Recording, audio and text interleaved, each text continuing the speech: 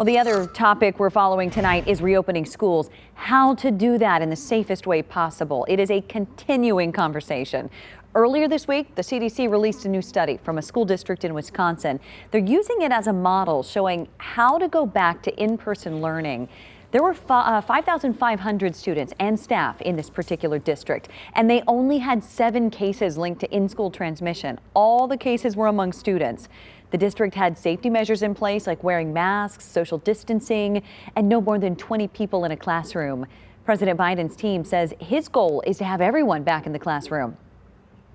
The president wants to not only reopen schools, he wants the schools to stay open. And obviously, he's not going to do anything that is not safe and doesn't keep teachers, students, and our school districts safe. And Jen Psaki, who you just heard from, says President Biden will continue to follow the advice from his medical team of experts on decisions that deal with schools. Good news for Metro Schools parents. A lot of them are excited after the district announced today it will start to phase students back into the classroom. News 4's Joshua Cole is live for us now. All right, Joshua, help explain what went into this decision.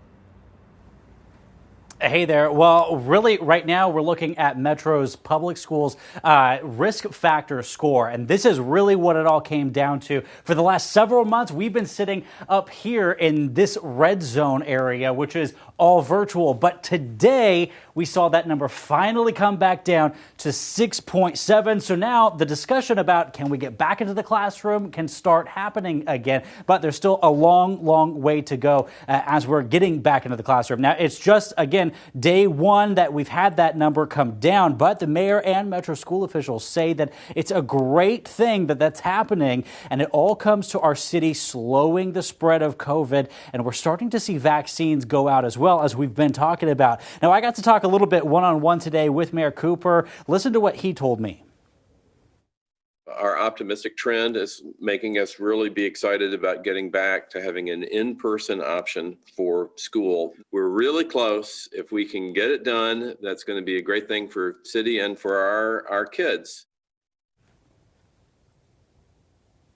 Now, as far as what exactly that in-person learning plan will look like, well, district officials say that we'll know a little bit more about that on Monday. They're trying to take the weekend to really gather that plan together. Also, we know from the governor, this comes right after the governor was saying he wants kids back in school as early as February 15th, especially to help our lower income students. But the district says, of course, we've been looking for that number to come down to really have this conversation. Lauren? All right.